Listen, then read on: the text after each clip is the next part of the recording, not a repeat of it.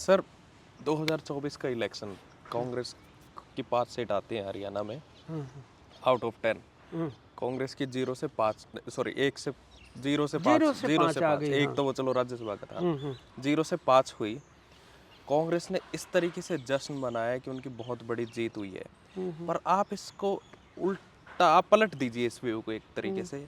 Bharatiya Janata party जिसकी 10 साल सरकार रही है, उसने 10 में से 5 सीट बचा ली।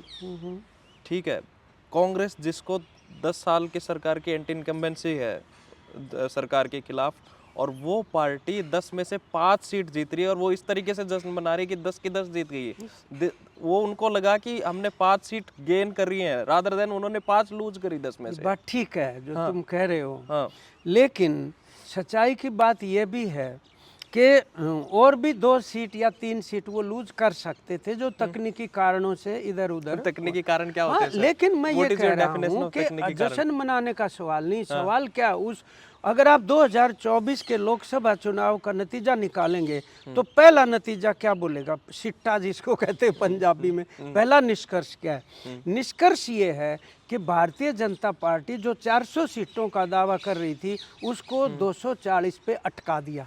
ये पहला सिट्टा निकल रहा है। ठीक है। कांग्रेस सरकार नहीं बना पाई, ये सिट्टा 2 नंबर पे निकलेगा। पहला सिट्टा ये निकलता है और उसके अंदर आप देखेंगे राजस्थान, हरियाणा, पंजाब, महाराष्ट्र, उत्तर प्रदेश कितने बड़े झटके दिए हैं और ये सारी वो जगह हैं जहां किसान आंदोलन का प्रभाव ज़्यादा था। तो हम उसको इस रूप में आप कह सकते हो, कोई दिक्कत की बात नहीं कि भी 5 सीट वो बचाने में कामयाब हो गए मतलब। लेकिन ये तो इस एम्फेसिस किसी पे डाल लो, 5 लूज भी तो करी हैं उन्होंने, इसमें कोई सर शक आप नहीं। एक इंटरेस्टिंग बात सवाल है मेरा ये, हरियाणा में 2 नेशनल पार्टीज हैं, भारतीय जनता पार्टी और कांग्रेस। रीजनल पार्टीज ऑलमोस्ट खत्म हो चुकी है हरियाणा में। 1-2 एमएलएज उनके हैं, जेजेपी की बात कर रहा हूँ मैं, दूसरा आईएनएलडी की बात कर रहा हूँ।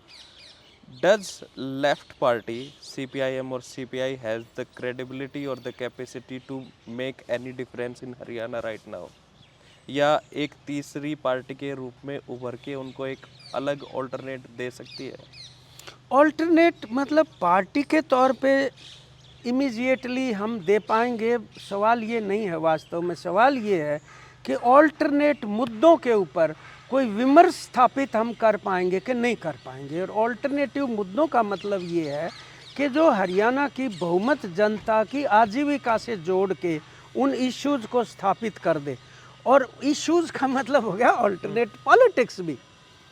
तो पॉलिटिक्स वो केवल सीपीआई सीपीएम अपने नाम से दे पाए ये शायद मतलब अभी दूर की बात हो, परंतु इस प्रकार मुद्दों का एक आंदोलन खड़ा होना जिसके अंदर एक राजनीतिक विकल्प की परिकल्पना समाहित हो, उसमें इनहेरेंट हो ऑल्टरनेटिव इश्यू बेस्ड पॉलिटिक्स, उसकी संभावना है। और हमें ये लग रहा है कि अब जो जिस तरीके की एक डिसएन्चांटमेंट और असंतोष है लोगों के बीच में, उस स्थिति में इस वैक्यूम को पूरा करने की दिशा में, क्योंकि देखिए हमारा हरियाणा, बेरोजगारी हिंदुस्तान में सबसे ज़्यादा हरियाणा में, और उस बेरोजगारी का रूप ये है कि ये जितनी तेज़ी से निजीकरण वहाँ पे हुआ, 2 लाख नौकरियाँ खाली हैं। आज भारतीय जनता पार्टी 24,000 सी और डी ग्रुप की नौकरियां देके बहुत बड़ी उपलब्धि पेश कर रही है, जो कि हैं भी 14-15 हज़ार कुल मिला के।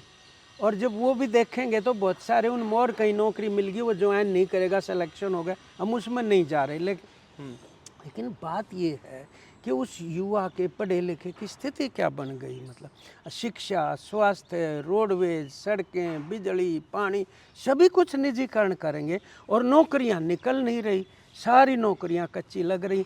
विदेश में जाने के लिए युवा जो है वो ज़मीन बेच बेच के और दलालों को 80-85 लाख रुपए देके, अब ये नहीं पता कौन से देश में जाके ड्रॉप कर देंगे उनको। ये भयंकर स्थिति हरियाणा के अंदर है और भविष्यांधकार में नशाखोरी बहुत बड़ी समस्या के तौर पर सामाजिक बुराई की तरह से हमारे सामने खड़ी है।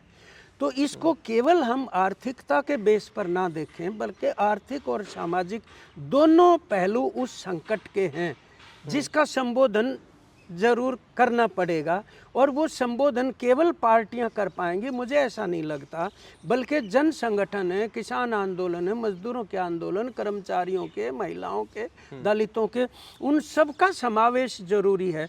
और उससे जो एक चर्निंग मतलब जिसको उद्वेलन हम कहते हैं वो आएगा, उसमें से एक स्वस्थ राजनीति की नींव कह सकते हो या फाउंडेशन, उसकी शुरुआत होगी।